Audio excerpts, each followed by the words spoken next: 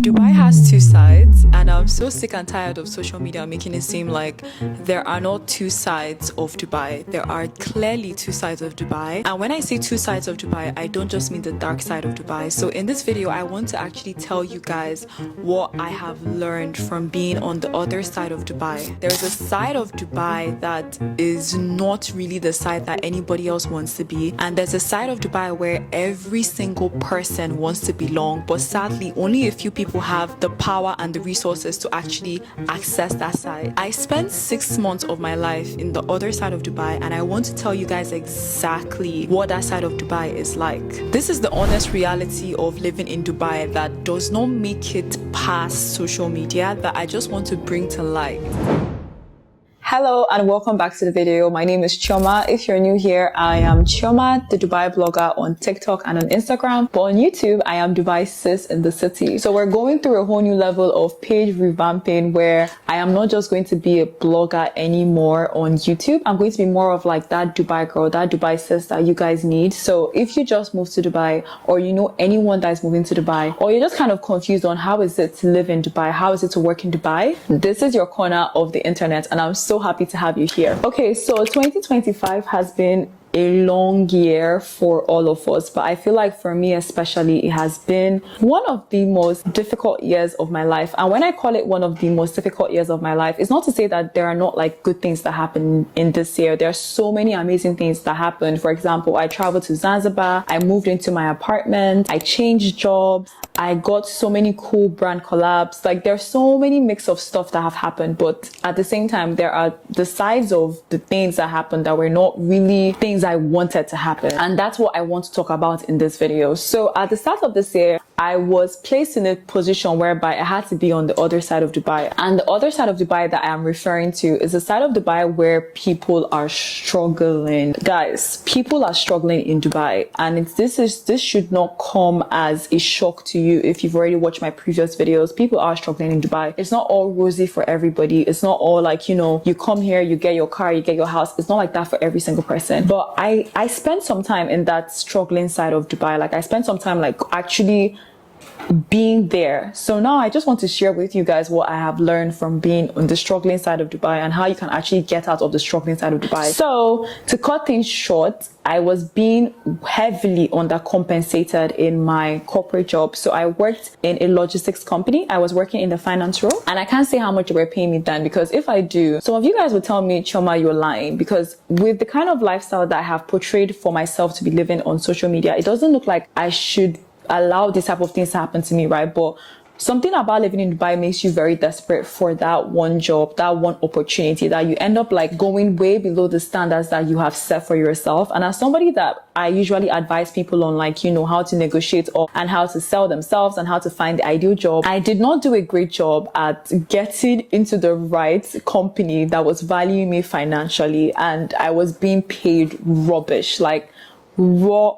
It was rubbish, the fact that if my sister was not also working, we would not afford a place to stay, because after you subtract every single thing from rent, from food, from taxis, from every single thing, I was left with nothing, like zero, penniless. I hope I pronounced that word well, but I had zero money. So that was the part of Dubai that I was at. That was part of Dubai where you're struggling. So in this part of Dubai, you're working Monday to Saturday. If you're working Monday to Saturday, you are struggling. So that was me. I was working Monday to Saturday every single day. The only offs I had were either on Sunday or during breaks. Aside from that, like national holiday breaks, aside from that, I was working Monday to Saturday non-stop, like just going. And when you're doing all of that work and you're being compensated so little, it kind of makes you pause and ask yourself, is it really me that is in this position? Like, how did I get here? And this position just sucks. It just makes you feel like you have really betrayed yourself. It makes you feel like all the standards and all the dreams you had for yourself, like it has just been crushed.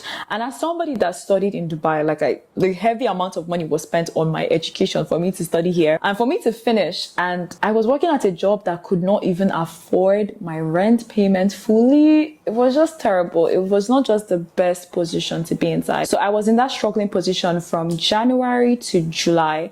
I just kept on doing it. And because times and seasons go really fast in Dubai, you don't know when it's Monday and you don't know when it's Saturday, because every day just looks squashed into one. So I was going Monday, Saturday, Monday, Saturday, Monday, Saturday, repeat going. That was literally it. And because it was so difficult for me to get another company to sponsor my visa, I just kept on staying in that loop and just managing and settling, because I did not want to be difficult. I did not want anybody to fire me. I did not want a situation whereby I would end up homeless, visa-less, cashless, although that job wasn't really doing much for me. So fast forward to how my days and weeks were looking like. I was still creating content. I was still working my other second job, which I told you guys, which is working for a podcaster. So I was doing all three of that at the same time. But I said this on my newsletter, which if you haven't yet subscribed to, you can find the link at my description side of the video. But what I said on my newsletter was, because I was doing all three jobs at the same time, one thing had to fall, one thing had to give. And unfortunately, the thing that was heavily compromised on was my content.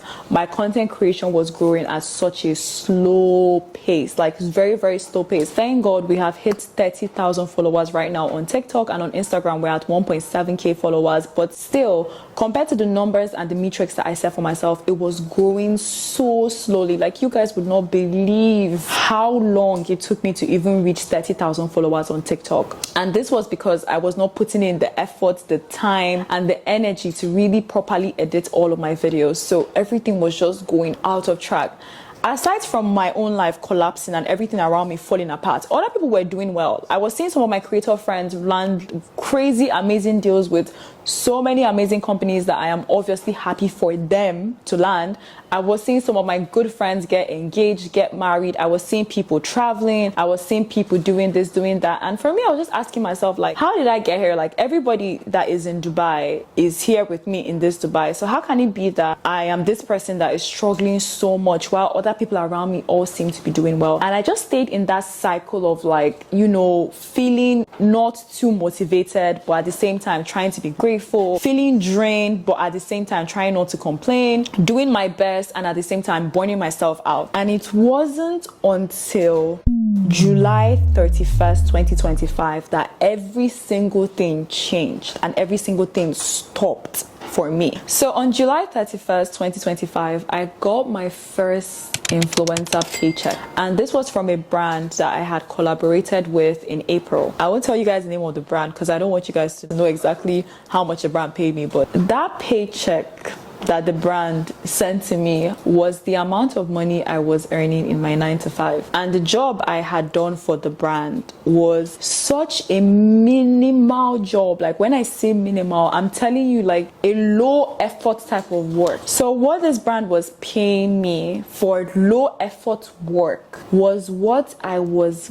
grinding and killing myself for 3 months in my corporate job. I need you guys to understand how crazy that is, that I could be working and killing myself 9-to-5, 3 months, and I would just do one action for a brand, like a very short action for like 1 to 2 hours, and I was getting paid 3 times the amount that I was earning at my corporate job. When I saw that payment, that was my sign from God. Like, that was when I knew that, you know what, I cannot do this anymore. Like, I cannot do this 9-to-5 thing anymore. Like, I can't do this corporate rat race ladder. Like, this isn't what I envisioned my life being. This isn't what I want to tell my children, that I spent my time and my youth and my 20s doing this. Like, kudos to anybody that works for. I'm happy that it works for you. But I feel like there are just some levels in this corporate game whereby there's a level you reach that it just feels very unbearable, and you're like, you know what, I can't do this anymore. Like, I have to get up. I have to actually pull myself out of this, and I have to find a different path. Sometimes, like, we're all busy running a race that people have set out for us. We're all busy following a path that other people are doing, that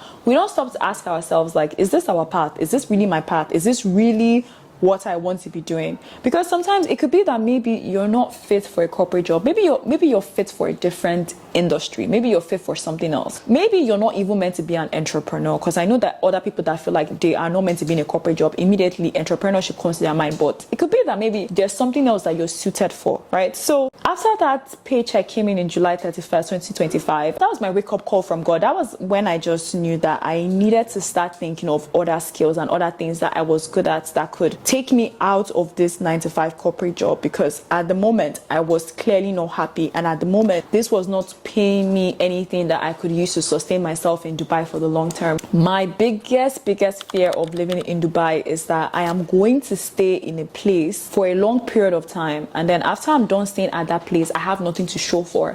If you guys know me personally, or you've watched any of my videos, you can tell that I'm somebody that I already have big dreams, that has crazy things that she wants to do. I need to start figuring out a path that can help me get to that place that I want to get to. And then I did what I did best. I just prayed to God. I prayed to God, and thank God for my fitness trainer at that time. She recommended this book that completely changed my mind, my life, my energy, my everything. I'm going to link the book down below, but it's called... Wait, let me check what the book is called. I have forgotten the name of the book. Don't blame me. I'm not like those people that lie and recommend stuff to you that I haven't read myself. It's called Becoming Supernatural by Joe Dispenza. This book taught me so much about meditating, about pausing, about reflecting, and I am a Christian. I will never recommend anything to you guys that I feel like is outside of the word of God, but this book really changed my mindset completely as to what I was attracting in my life. And many people that live in Dubai, they do not realize that they are consciously attracting things to themselves. One of the luckiest people that I have ever met is my partner. This guy just naturally brings things to him.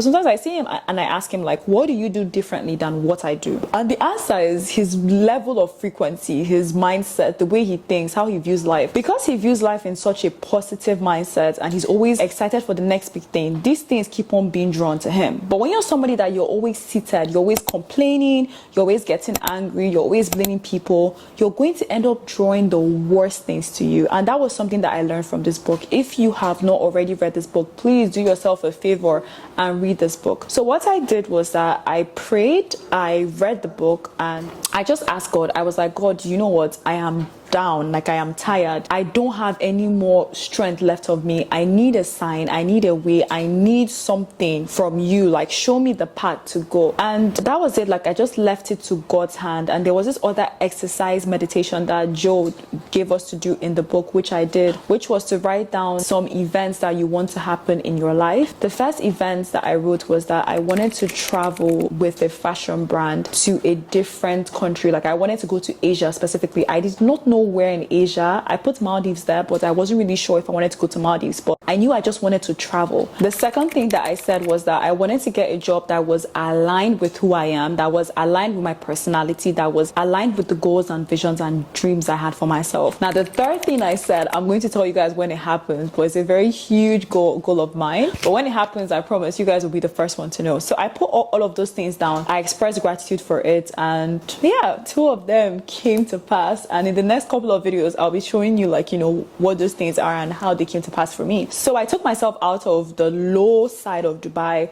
to the high side of Dubai. And another thing too that completely changed my mindset about the 2 sides of Dubai was when I saw the invoice of an influencer. I don't know if you guys understand how crazy the influencer market is in Dubai, but it is crazy. I saw an influencer charge 45,000 dirhams for just one post. Like I saw the invoice of an influencer sending out an invoice to a brand for 45,000 dirhams. That completely shattered my mindset, because it just showed me that you can be here working and killing yourself every single day, earning a certain amount of money. Meanwhile, the creator somewhere else is earning 10 times more than you're earning. Because why? Like, actually, why? So when I talk about the 2 sides of Dubai, this is exactly what I mean. The fact that there's one side of Dubai where you're struggling so much, and then there's the other side of Dubai whereby people are like making way more money. People, like, things are coming a bit easier to people. It's not like they're not doing work. They are doing work. Everybody's doing work. But the other people are like working hard, and then the other people are working smart. So the key here is to actually move yourself from this side of Dubai whereby things just feel like a struggle every single day, to then carry yourself to the other side of Dubai whereby things just come easy and naturally to you. And the only way you can do that is through networks. It is true networks. I haven't seen anything more powerful that can change your life in Dubai more than God and networking. Those two things, they beat every single thing 10 out of 10 times. In a different video, I will go more deeply into networking and how you guys can actually leverage that. But what changed my life from January to August, and now from August to September, is networking. The amount of opportunities I have gotten from August to September just because of networking is frightening even to me. So the minute I leveraged my networks and I was able to get access to certain people, I completely quit my 9-to-5 job. Like I just said to the people there, and then I moved from my 9-to-5 corporate job to pursue something more in the creativity field that I feel so much more aligned to what I do. In the next few videos, I'll go into detail on what that job is and what that job entails, but I just wanted to put out this video to just let you guys know that there are two sides of Dubai. Like, let nobody deceive you and make you believe that everything in Dubai is fair.